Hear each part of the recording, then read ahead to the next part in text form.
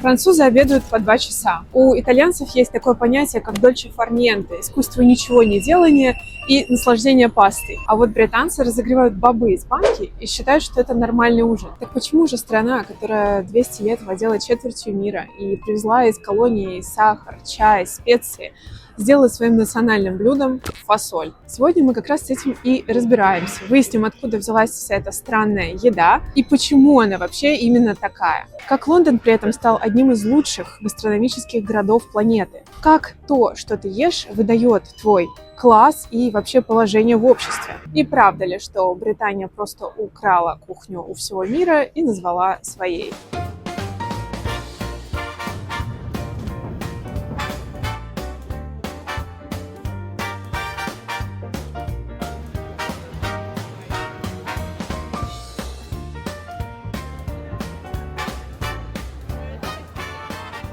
Начнем с самого знаменитого – Full English Breakfast.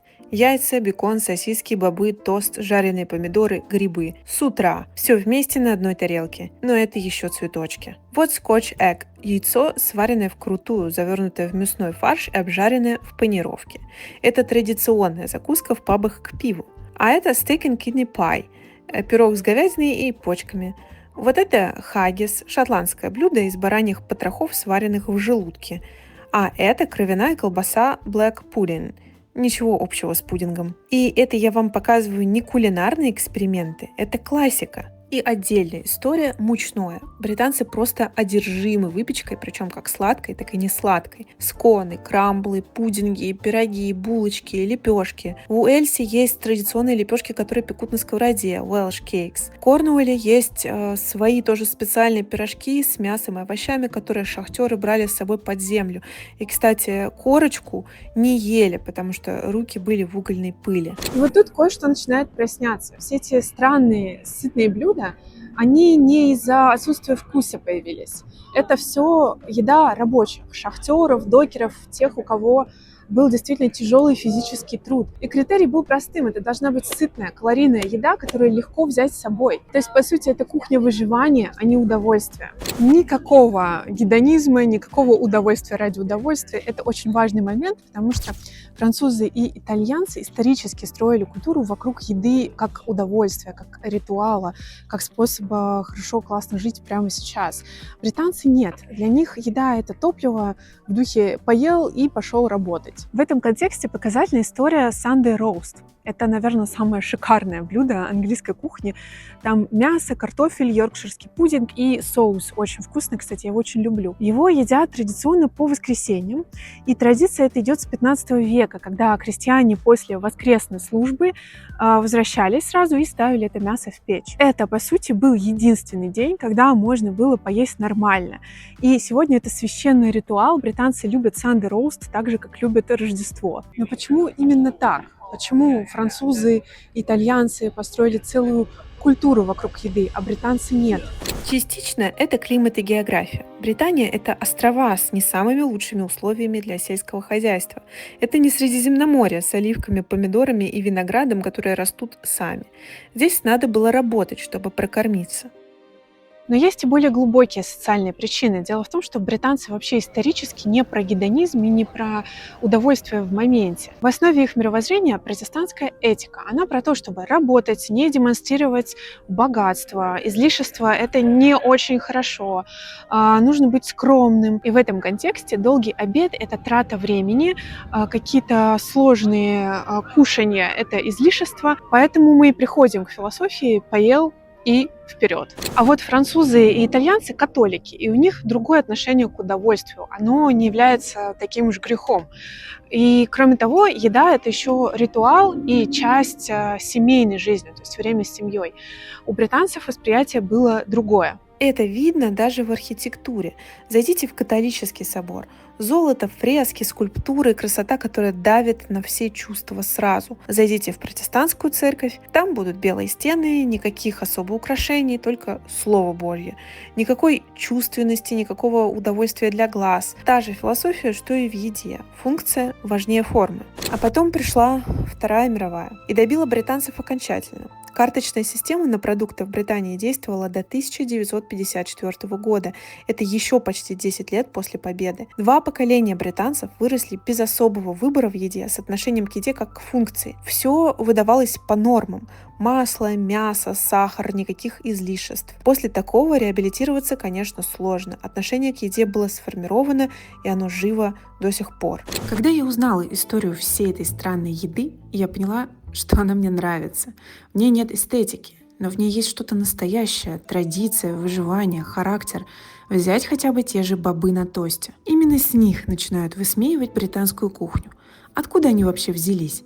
Рецепт принесла американская компания Heinz, и они начали продавать фасоль в томатном соусе в Британии в конце 19 века. Сначала их продавали как импортный деликатес, например, Fortnum & Mason, и стоили они заметно дороже, чем сегодня. Но потом пришла война, и все изменилось. Это стало идеальной едой, дешевой, сытной и быстрой. Сегодня британцы съедают около 2,5 миллионов банок в день, больше, чем где-либо в мире. И знаете, что парадоксально? Бобы любят все, независимо от класса и статуса. Это один из немногих продуктов, который объединяет британское общество. Например, королева Камилла – большая поклонница бобов на тосте. Страна, которая превратила военный паёк в национальную гордость.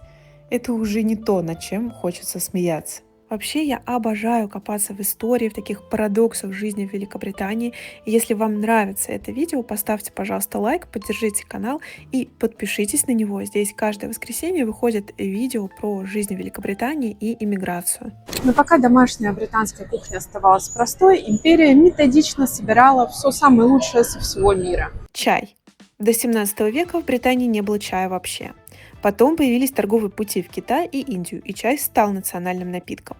Сегодня британцы пьют около 100 миллионов чашек в день.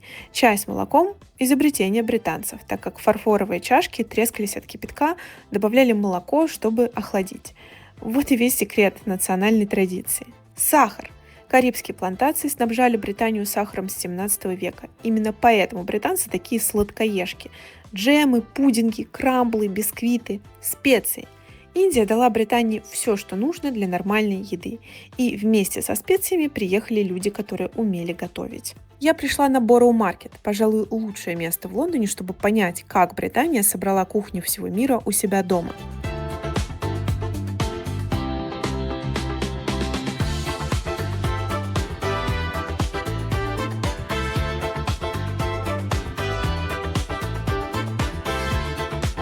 Давайте поговорим про чикен тикка масала. Это официально признанное британское блюдо. Придумали его пакистанские мигранты в Глазго в 1970-х. Клиент пожаловался, что курица сухая.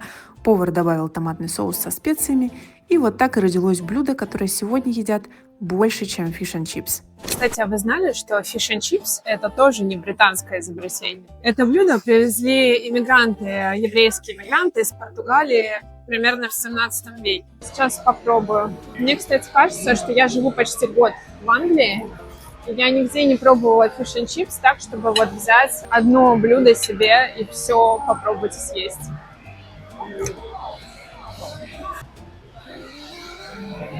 Это очень вкусно, но это безумно жирно. Я просто не съем всю порцию. И таких историй на самом деле десятки. Шаурма, всякие китайские рестораны, японские рестораны, ливанская кухня, австралийская. Какой здесь только нет.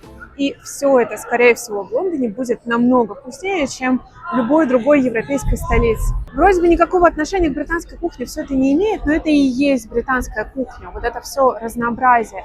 Взять лучшее, самое интересное от всех, привезти к себе домой и приготовить это тут. Получается, что страна без великой кухни собрала великую кухню у себя дома из, так сказать, подручных средств. Именно поэтому Лондон сегодня один из лучших городов мира для еды. Здесь больше мишленовских звезд, чем в Риме. Не потому, что британцы научились готовить, а потому, что они научились принимать тех, кто умеет. Друзья, кстати, если я нравлюсь вам как рассказчик, то приглашаю вас провести со мной арт-выходной в Лондоне, в Ричмонде. Я расскажу об истории района, мы зайдем в Хэм-хаус, где снимались Бриджертоны, мы проведем арт-практику, увидим великолепный вид на Темзу, который писал Уильям Тернер, ну и завершим прекрасный день в чудесной компании в пабе. Ссылку для записи я оставляю в описании и в закрепленном комментарии под видео. Ну а теперь самое интересное. В Британии еда — это не просто показатель твоих вкусовых предпочтений, это еще показатель принадлежности к определенному классу. И по ней очень легко можно определить вообще, кто ты, даже может быть точнее, чем по акценту или району. Это Грекс. Здесь продают сосиску в тесте за фунт с небольшим. И британцы из рабочего класса ее очень любят. Здесь даже часто бывают очереди, потому что это быстро, дешево и без претензий. На контрасте вот Fortnum and Mason. Он основан в 1707 году. Я его даже показывала в видео про британское Рождество. Это официальный поставщик королевского двора. Здесь продают чай в жестяных банках за 30 фунтов, джем ручной работы, паштеты из дичи. Но, кстати, этот пафосный магазин сейчас уже больше привлекает туристов, чем британцев апа-класса. Настоящая аристократическая еда — это скорее дичь собственной фермы, рыба от знакомого рыбака, овощи из своего сада. То есть недорого, а свое и проверенное. То есть такая же философия, как и в одежде. Не показывать богатство демонстративно.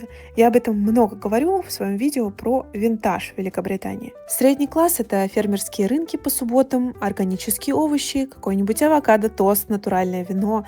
То есть это не про вкус, а про такой осознанный выбор, который призван продемонстрировать, что ты образованный и заботишься о планете. И вот вам тест, который работает безотказно. Спросите человека, он любит white bread или sourdough. Еще можно спросить, любит ли он чеддер или какой-то выдержанный сыр с фермерского рынка. По ответам британцы считывают класс мгновенно. Получается, 3 совершенно разных кулинарных традиции сошлись в одной стране, в одном городе.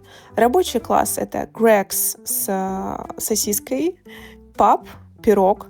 Средний класс — это фермерский рынок и крафтовая кофейня. Аристократия — своя ферма и Fortnum and Mason для подарков гостям. Классовая система работает даже в еде. Знаете, что меня удивило больше всего после переезда? И даже не то, что британская еда оказалась вообще-то вкусной, а то, что в принципе не существует какой-то отдельной британской кухни. Например, в России у нас есть щи и пельмени, а во Франции каким-то таким знаком французской кухни является сыр и вино. В Италии пицца и паста, а в Великобритании у каждого класса своя кухня, и у каждой мигрантской диаспоры тоже своя кухня, и все вместе это называется британской кухней. И знаете что? Мне кажется, это очень органично и как раз соответствует тому, чем является вообще Великобритания и, в частности, Лондон. Великобритания никогда не была однородной, она всегда была про слои, миграционные, исторические, классовые, и еда это просто отражает. Так существует ли британская кухня? Я думаю, да, просто она вот такая разная. В ней есть место и истории шахтеров, и истории мигрантов, которые готовили лучше, чем сами британцы. В ней есть место тому, что британцы привезли из колоний. Расскажите в комментариях, что вы думаете о британской еде. Ну и благодарю вас за просмотр. До новых видео. Пока!